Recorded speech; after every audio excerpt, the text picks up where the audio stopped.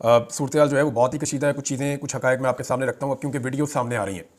वो जो लोग अपने घरों में पहुँच रहे थे, जो लोग ज़ख्मी थे, जिनके हाथों में मोबाइल फ़ोन्स थे, वो जब पहुँचे हैं उन्होंने दोबारा जाकर अपने मोबाइल फ़ोन चार्ज किए, वीडियोज़ देखी, तो उसमें ऐसे मनाज़र सामने आ रहे हैं कि इंसान के रोंगटे खड़े हो जाएँ। उस रात को जो कुछ भी डी चौक में हुआ उसकी माज़ी में कोई मिसाल नहीं मिलती। लोग इसको जलियांवाला बाग वाले वाक़ये के साथ, जहाँ जनरल डायर ने बहुत सारे लोगों को घेर कर मारा था, लोग एहतजाज कर रहे थे, चारों तरफ से घेर कर जनरल डायर ने लोगों के ऊपर गोली चलाने का ऑर्डर दे दिया था। तारीख में ऐसा दूसरा कोई वाक़या नहीं मिलता और इस वाक़ये को लोग उसके साथ तशबीह दे रहे हैं कि बहुत सारे लोगों को गोलियां लगी हैं। जो सहाफ़ी वहाँ पे मौजूद थे उनका ये कहना है कि लोगों के पीछे भाग भाग कर उनको मारा गया है और लोग अपनी जान बचाते फिर रहे थे। और कुछ इंटरव्यूज़ तो अब ऐसे सामने आए जिसमें लोग ये बता रहे हैं कि जिसको गोली लगती थी उसका जिस्म का वो हिस्सा ही फट जाता था, यानी बहुत हैवी फायरिंग हो रही थी। उमर अयूब ने हथियार के बारे में बताया क्योंकि एक स्नाइपर राइफ़ल वहाँ पे जो एहतजाज करने वाले हैं उन्होंने एक स्नाइपर को पकड़ा था और उसके पास स्नाइपर राइफ़ल मौजूद थी। उमर अयूब ने कहा कि रेमिंगटन 700 कैलिबर 308, ये जो 308 है ये कैलिबर G3 का कैलिबर भी यही होता है और ये हंटिंग राइफल्स भी होती हैं और इन राइफल्स को जो स्नाइपर्स हैं वो इस्तेमाल करते हैं जंगों में 1 किलोमीटर तक हिट करने के लिए, यानी 500 मीटर से लेके अगर कोई 1 किलोमीटर तक कोई शख्स है तो उसको हिट करने के लिए ये बेहतरीन टारगेट शूटिंग की राइफल होती है जो कि दहशतगर्दी की जंग में इस्तेमाल होते हैं। ये वेपन सिक्योरिटी इदारों ने तरीके इंसाफ के वर्कर्स के खिलाफ वही हथियार इस्तेमाल किए हैं। इसकी स्पीड 741 मीटर फी सेकंड है। अमेरिका की मशीन गन से रैपिड फायरिंग की गई है, ये भी जनाब उमर अयूब साहब ने कहा है। अब ये जो मनाज़र सामने आ रहे हैं नाज़रीन, इन्होंने पूरे पाकिस्तान में नहीं पूरी दुनिया में भौचाल खड़ा कर दिया है। दुनिया के कई मगरबी ममालिक की असम्बलीज़ के अंदर, उनकी जो पार्लियामेंट्स हैं उनके अंदर इसके ऊपर आवाज़ उठाई जा रही है। जो यूरोपीय मीडिया है वो इसके ऊपर आवाज़ उठा रहा है, अमेरिका में इसके ऊपर आवाज़ उठाई जा रही है, ओवरसीज़ पाकिस्तानी इसके खिलाफ भरपूर अंदाज में आवाज़ उठा रहे हैं। लेकिन अगर कोई इसमें कुछ नहीं कर पा रहा तो वो पाकिस्तान तहरीक इंसाफ की क़यादत है। पाकिस्तान तहरीक इंसाफ की क़यादत यानी इमरान खान साहब का मुझे अच्छी तरह याद है कि एक ज़िले शाह था, एक ज़िले शाह की वो जांबक हुआ और उसके बाद इमरान खान साहब ने लेने के देने पड़ गए थे सबको। इमरान खान साहब ने आज तक कोई ऐसी तकरीर नहीं की जिसमें उन्होंने ज़िले शाह का जिक्र नहीं किया। वो जेल से भी ज़िले शाह का जिक्र करते हैं नाम लेके। अरशद शरीफ और ज़िले शाह इन दोनों का तस्करा ज़रूर करते हैं। इमरान खान कहते हैं खून ज़ाया नहीं होना चाहिए और इमरान खान अपने आदमी के साथ होने वाला जो डैमेज या नुकसान है उसके ऊपर एक कदम भी पीछे नहीं हटता। ये इमरान खान की सोच है। जब एक ज़िले शाह को लेकर इमरान खान ने ये किया था तो यहाँ तो बहुत सारे ज़िले शाह हैं, या तो इमरान खान साहब के बहुत सारे दीवाने हैं। अभी जो डाटा दिया पाकिस्तान तहरीक इंसाफ ने, क्योंकि अब उन्होंने तस्वीर और नाम जारी कर दिए हैं, तहरीक इंसाफ ने 12 लोगों के बारे में कंफर्म किया है कि ये 12 लोग कंफर्म शहीद हो गए हैं डी चौक वाले साने में, जबकि मजीद शहादतें हैं जिनके बारे में अभी कंफर्मेशन लेने की कोशिश कर रहे हैं। बाकायदा प्रेस कॉन्फ्रेंस करके तहरीक इंसाफ ने बताया तारिक खान शहीद शांगला से, ताजदीन शहीद चारसदा से, मोहम्मद इलियास औरकजई शहीद कोहाट से, इमरान अब्बासी शहीद ये मरी से, और अब्दुल कादिर शहीद ये एबटाबाद से, मुबीन मलिक शहीद एबटाबाद से, अहमद वली मोहम्मद शहीद पशीन से, अब्दुल रशीद शहीद और ये जनाब किला सैफुल्ला से, मलक सदर अली शहीद मर्दान से, मोहम्मद अली शहीद ये भी कोई खैबर पख्तूनख्वा का इलाका है, सरदार शफीक खान शहीद डेरा गादी खान से, और अनीस सत्ती शहीद और ये कोटली से जी और मरी से।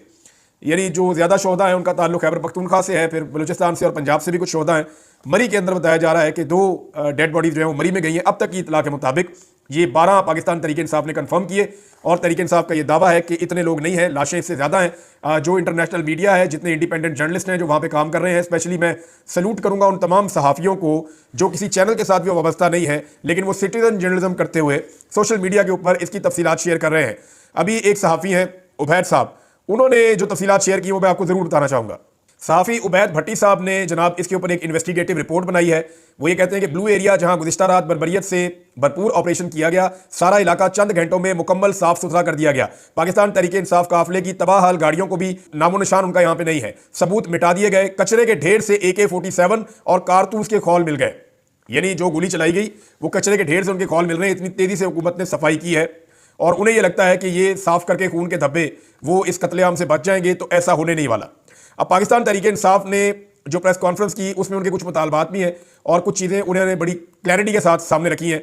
एक तो उन्होंने कहा जी हमारे 12 लोग फिलहाल हम तस्दीक कर रहे हैं कि वो शहीद हो गए हैं, जबकि हमारी शहादतों की तादाद इससे ज़्यादा है और अभी हम उसके बारे में तहकीकात कर रहे हैं। तहरीक इंसाफ डाटा इकट्ठा करने की कोशिश कर रही है क्योंकि लोग बहुत बुरी तरह बिखरे हैं, बहुत सारे लोग जख्मी हैं जो अपने इलाकों में पहुंचे हैं, लोग डरे हुए हैं। अब डाटा इकट्ठा किया जा रहा है कि कितने लोग हैं जो जख्मी हैं और कितने लोग हैं जो लापता हैं। जो लोग लापता हैं क्या वो गिरफ्तार हैं, क्योंकि हुकूमत भी डाटा नहीं दे रही।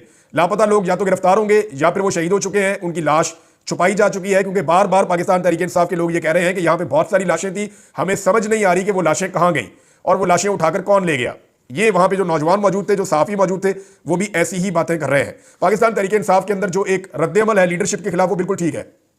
मैंने मुकम्मल तस्दीक हासिल की है, बहुत सारे सहाफियों से और एनी शाहिदीन से बात की है, और अब मैं आपके सामने हकायक रख देता हूं। अली अमीन गंडापुर साहब लोगों को क्या कहकर लेकर गए थे, आपको याद है? वो ये कहते थे कि हम नहीं आएंगे तो हमारा जनाजा पढ़ लेना, हमने नहीं आना डी चौक से। यानी अली अमीन गंडापुर को यह पता था कि डी चौक पे गोलियां मार के कत्ल कर दिया जाएगा। उन्होंने कारकुनों को जज्बाती खिताब के अंदर इस बात के लिए ज़हनी तौर पर तैयार किया कि हम मरने के लिए जा रहे हैं, और खुद भी कफन पहन लिया और लोगों को भी कफन पहना दिए। अब अली अमीन गंडापुर साहब और बुशरा बीबी लेकर कारकुनों को निकले। रास्ते में बुशरा बीबी ने दावा किया कि मैं अकेली भी रह गई तो मैं वहीं पे रहूंगी, आपने मेरा साथ देना है, आप गैरतमंद हैं। अब वो पश्तून तो गैरतमंद थे, वो तो वहां खड़े हो गए, उन्होंने तो गोलियां भी खा ली। अली अमीन गंडापुर जो मरने का दावा करके गए थे, अली अमीन गंडापुर नहीं खड़े हुए, वो बुशरा बीबी को लेके वहां से निकल गए। और वो मैंने वीडियो देखी है, उसके अंदर जो बेचारे नौजवान वहां पे खड़े थे, अपनी जान कुर्बान कर रहे थे, वो इनकी गाड़ी को पत्थर मार रहे थे, इनकी गाड़ी को हाथ मार रहे थे, इनके ऊपर लानत भेज रहे थे कि तुम हमें छोड़कर यहां भाग रहे हो, और हमें यहां मौत के मुंह में छोड़कर तुम भाग रहे हो, तुमने तो हमारे साथ खड़े होना था, हम तो तुम्हारे साथ चलकर आए थे, तुमने तो क़यादत करनी थी। आप एक बात पे गौर करें नाज़रीन, एक बंदा ऐसा नहीं है एमपीए, एमएनए, सेनेटर या पार्टी का कोई ओहदेदार जिसे गोली लगी हो, एक बंदा ऐसा नहीं है। और भाई किसी बंदे को गोली लगती, किसी इंपॉर्टेंट आदमी को रोला तो डलता, ये सारे वक्त से पहले ही भाग गए। अब शेर अफजल मरवत साहब का स्टेटमेंट आया जी, सलमानी टोपी तो नहीं पहनी हुई थी अली अमीन गंडापुर ने या बुशरा बीबी ने कि वो गायब हो जाते, भाई वो गोलियों के सामने नहीं ठहर सके, तो उन्होंने तो पता नहीं पहनी हुई थी या नहीं पहनी हुई थी। शेर अफजल मरवत साहब के पास जरूर थी सलमानी टोपी, क्योंकि एक मखसूस वक्त के बाद वो वहां किसी को दिखाई नहीं दी। मैंने मल्टीपल लोगों से पूछा कि जी वो वहां पे थे, उन्होंने कहा जी नहीं वो वहां से चले गए थे, और बहुत सारे और लीडर भी वहां से लड़ के चले गए थे, क्योंकि कोई भी डी चौक नहीं जाना चाहता था। अली अमीन गंडापुर साहब ने डी चौक ना जाने की अपनी जिद एक मरतबा फिर पूरी की है। वो डी चौक तक नहीं पहुंचे, वो डी चौक से 1 किलोमीटर दूर रहे हैं, और वो 1 किलोमीटर दूर जो फासला है वहीं से फिर वो वापस निकले हैं और बुशरा बीबी को लेकर गए हैं। दावा ये कर रहे हैं कि मैं उनको नहीं छोड़ सकता था, वो गिरफ्तार हो सकती थी। अब मामला यह है कि बुशरा बीबी फिर बताएं ना कि उनको जबरदस्ती ले जाया गया।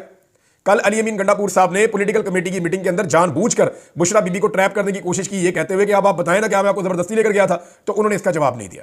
उन्होंने कहा यह बात मैं इमरान खान के सामने करूंगी, उन्हें यह बात करनी चाहिए। अब उनकी गिरफ्तारी की कोशिश कर रही है नैब, और वज़ीर आला हाउस भी गई है, और गिरफ्तार तो अल्टीमेटली उनको यह कर लेगा निज़ाम, क्योंकि अब मुझे कुछ चीज़ें बड़ी क्लियरली समझ आ गई हैं। क्योंकि देखिए ये एक लिमिट थी कि गोली नहीं चलाई जाएगी, लेकिन वो लिमिट अब क्रॉस हो गई है। इसका मतलब यह है कि पाकिस्तान का निज़ाम, पाकिस्तान की एस्टेब्लिशमेंट और पाकिस्तान की हुकूमत अब ये समझ चुके हैं कि किसी सूरत भी उन्होंने इमरान खान को नहीं आने देना। तो इमरान खान को रोकेंगे कैसे? अभी अमेरिका में एडमिनिस्ट्रेशन तब्दील होने जा रही है, उसकी तब्दीली से पहले पहले इन्हें कोई बड़ा खेल खेलना पड़ेगा, वरना इमरान खान इनको नहीं छोड़ेगा। इमरान खान जिसने एक कत्ल को लेकर आज तक इनका गला पकड़ा हुआ है, क्या वो इतने सारे कत्लों के बाद अपनी गिरफ्त छोड़ देगा? क्या वो इसका जवाब नहीं मांगेगा? इसका जवाब उन तमाम लोगों को देना पड़ेगा जिन्होंने ये कत्लेआम किया है। पाकिस्तान तहरीक इंसाफ जो है वो अजीबोगरीब किस्म के मुतालबात कर रही है। यानी कभी वो कहते हैं कि चीफ जस्टिस इसके ऊपर सो मोटो ले ले, भाई वो इख्तियार ही खत्म हो गया है। ये जो आईनी तरमीम की उसके बाद कानून वगैरह इन्होंने पास किया, जो इन्होंने गेम डाल दी है, अब चीफ जस्टिस कहां ले सकते हैं सो मोटो नोटिस? अदालत तो इनके कंट्रोल में है और मुकम्मल कंट्रोल में है, आप अब कुछ भी नहीं कर सकते। अगर वो आपकी जमात पे पाबंदी लगाएंगे तो आईनी अदालत में मामला जाएगा, आप फारग है, आईनी अदालत आपके खिलाफ फैसला देगी। अगर वो गवर्नर राज लगाएंगे, आईनी अदालत में केस जाएगा, आईनी अदालत आपके खिलाफ फैसला देगी, आप बिल्कुल फारग है। अली अमीन गंडापुर को लोग जो है वो बहुत गुस्से में है उसके खिलाफ, और लोग ये कह रहे हैं कि बड़े बड़े दावे करके हमें ले गए और वहां से ये हमें छोड़कर भाग आए। अली अमीन गंडापुर ज्यादा कुछ ना करते, 2 लाशें अपनी गाड़ी में उठा लाते या जख्मियों को अपनी गाड़ी में डाल कर ले आते। कुछ तो अली अमीन गंडापुर ऐसा करते, अपने लोगों का उनके अंदर दर्द था तो वो रुकते, देखते कौन जख्मी हो रहा है, किसे गोली लग रही है। अली अमीन गंडापुर में शर्तिया आपको कहता हूं, ये पैदल चल के ऐसे जाता ना, गोली चलना बंद हो जाती, क्योंकि वजीर आला को गोली नहीं मारी जा सकती। मुझे नहीं लगता कि ये निजाम वजीर आला को गोली मार देता। वजीर आला को गोली मार देता तो बात ही खत्म हो जाती, फिर मामला कहीं से कहीं चला जाता। एक एमपीए, एक एमएनए, एक सेनेटर या एक कारकुन को गोली नहीं लगी और वहां से ये लोग भाग गए सारे के सारे, कारकुनों को छोड़कर बेयार मददगार भाई लाशें ही उठा लेते उनकी, वहां से कम से कम पैरा ही दे देते। एक बंदे का पोस्टमार्टम रिपोर्ट नहीं है इनके पास अभी तक, और कोई कानूनी रास्ता इन्होंने अभी तक इख्तियार नहीं किया। किसी अदालत में दरखास्त नहीं डाली, किसी पुलिस स्टेशन में इन्होंने दरखास्त नहीं दी, किसी जगह पे किसी किस्म का इन्होंने अपना कानूनी मौकफ नहीं अपनाया। तारुल कादरी साहब के 14 बंदे शहीद हुए थे, उस वक्त भी नून लीग की हुकूमत थी, छोटी सी उनकी जमात है, लेकिन उन्होंने कानूनी एक दायरा खींच दिया था पहले दिन कि जनाब अपनी दरखास्त जरूर जमा करवा दें, एफआईआर हो या ना हो, आप अपनी कार्रवाई जरूर शुरू करवा दें, आप थाने कचहरी इन चीजों पर जाएं जरूर, चाहे कार्रवाई हो या ना हो। पाकिस्तान तहरीक इंसाफ के वकला ने क्या किया? अभी तक कख नहीं किया, कोई कार्रवाई नहीं कर रहे। हो सकता है कि इस वीलॉग के बाद किसी को गैरत आ जाए, लेकिन अभी तक तो बेगैरती का कंबल ओढ़ा हुआ है। मुझे इसलिए गुस्सा चढ़ रहा है कि आम आदमी यार उसको मरने के लिए छोड़ दिया, आप लोग जाके अपने नरम बिस्तरों के ऊपर सो गए, आप लोग जाके अपने अयाशी वाले खाने खा रहे हैं और आपके चेहरों के ऊपर मुस्कुराहटें दोबारा खत्म नहीं हो रही। मैं कुछ ऐसी चीजें जानता हूं कि जिनको अगर मैं यहां बताऊंगा तो पाकिस्तान तहरीक इंसाफ के अंदर लोग और नाराज हो जाएंगे। लेकिन एक चीज और है, जुडिशियल इंक्वायरी का मुतालबा किया तहरीक इंसाफ ने। कैसे होगी इंक्वायरी? कौन देगा उसमें बयान? अब कैसे आप करेंगे? ये आपको अभी करना है, जो करना है अभी करना है। आप इसको आगे नहीं लेकर जा सकते। अभी डॉक्टर भी गवाही दे देंगे, बाद में मैनेज हो जाएंगे। अभी यानी शाहिदीन गवाही दे देंगे, बाद में मैनेज हो जाएंगे। अभी सहाफी गवाही दे देंगे, बाद में मैनेज हो जाएंगे। अभी शवाहिद कहीं ना कहीं कुछ ना कुछ मौजूद है, सारे गायब हो जाएंगे। वो जो टूटी हुई गाड़ियां है ना, जो ये उठाकर दिख रहे हो, अच्छा वीडियो आई है कि रेंजर्स वाले लोगों की गाड़ियां तोड़ रहे हैं। यार गाड़ियों ने क्या किया था? गाड़ियां भी दहशतगर्द हैं भाई। गाड़ियां इसलिए तोड़ रहे हैं ताकि इन गाड़ियों में बैठ के दोबारा कोई ना आए, या आइंदा कोई अपनी गाड़ी ना लेकर आए। क्योंकि हम गाड़ियां, ये यास्मीन राशिद की जब गाड़ी तोड़ी गई थी ना, तो उस दिन मुझे पता चल गया था गाड़ी इसलिए तोड़ते हैं कि गरीब आदमी के पास गाड़ी होती है। पाकिस्तान तहरीक इंसाफ मिडिल क्लास की पार्टी है। मिडिल क्लास वालों के घर में एक आधी गाड़ी होती है या दो गाड़ियां होती हैं, तो वो उनके लिए बड़ा सरमाया होता है। तो गाड़ियां तोड़ के विजुअल जारी किए जाते हैं, देखो हम गाड़ियां तोड़ रहे हैं, खबरदार आइंदा अगर अपनी गाड़ी सड़क पे निकाली तो, या इधर आने की कोशिश की तो वो गाड़ियां तोड़ी और रेंजर्स वालों ने तोड़ी। बाकायदा उनके विजुअल मौजूद हैं, वो अपने यूनिफॉर्म के अंदर रेंजर्स वाले गाड़ियां तोड़ रहे हैं और उन्होंने दर्जनों गाड़ियां तोड़ दी। और ये जो टाउट साफी हैं, उन्होंने अपने मुंह से कहा है कि 100 के करीब बंदों के सर भी खोल दिए और 100-200 गाड़ियां जो है वो भी तोड़ दी हैं, उनका भी कचरा कर दिया। तो ये सारी चीजें अपने मुंह से कह रहे थे, उसको फतह करार दे रहे थे। लेकिन अब सब भाग रहे हैं कि गोली नहीं चली। भी गोली नहीं चली तो आवाज क्या आ रही थी? इंटरनेशनल मीडिया बार बार कह रहा है कि गोली चली है, लेकिन पाकिस्तान तहरीक इंसाफ इस केस को अभी तक आगे बढ़ाने में पूरी तरह नाकाम है। कोई इन्होंने तरीकाकार नहीं इख्तियार किया जिसके ऊपर आप ये कहेंगे ये तरीकाकार इस मामले में आगे ले जा सकता है या इससे कोई हल निकल सकता है। बहरहाल यहां पे जो पाकिस्तान तहरीक इंसाफ की पुरानी क़यादत है, उन्होंने एक राय दी है, और ये वो लोग हैं जो बंद हैं लाहौर में कोट लखपत जेल में। शाह मोहम्मद कुरैशी साहब हैं, एजाज चौधरी साहब हैं, मियां महमूद रशीद साहब हैं, यास्मीन राशिद साहिबा हैं और उमर सरफराज चीमा साहब हैं। इन लोगों ने जो राय दी है उसके अंदर वो ये कह रहे हैं कि जो कत्ले आम हुआ है 27 और 26 नवंबर की रात को इस्लामाबाद में, मुल्क भर में इसका शोक का ऐलान किया जाए। पूरे मुल्क के गली मोहल्लों में, वार्ड्स के अंदर, यूनियन काउंसिल की सतह पे ताज़ियती इजलास बुलाए जाएं, कुरान खानी किए जाए और आयत करीमा के विरद के लिए महाफिल मुनक्कद की जाएं। शोहदा के घरों और कब्रों पर हाजिरी दी जाए, अहले खाना से ताज़ियत की जाए। इसके नतीजे में गमो गुस्से और शोक को एक अवामी ताकत में तब्दील किया जा सकता है। मीडिया और सोशल मीडिया पर कत्लेआम की मुकम्मल तफसीलात सबूतों के साथ पूरी शद्द और मत से पेश की जाएं। शोहदा का फंड कायम किया जाए, बानी तहरीक की इजाजत से मशरूत है ये चीज़, अगर फंड कायम करना है तो।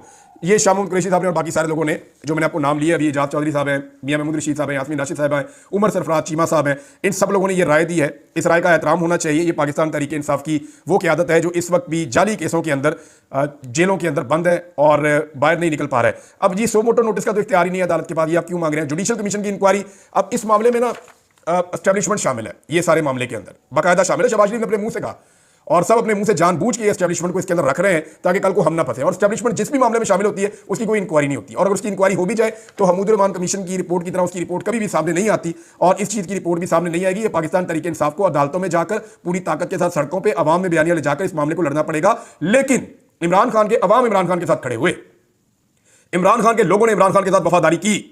लेकिन इमरान खान ने जिनको लीडर बनाया, इमरान खान ने जिनको ओहदे दिए, इमरान खान ने जिनको मसनदों के ऊपर बिठाया, उन्होंने इमरान खान के साथ भी वफादारी नहीं की, और इमरान खान के जो वफादार उनके साथ गए थे उनके साथ भी वफादारी नहीं की, बल्कि उन्हें अकेला छोड़ दिया। मरने के बाद भी अकेला छोड़ दिया। कौन है जो उनके घरों में जा रहा है? अब तक तो कोई नजर नहीं आ रहा।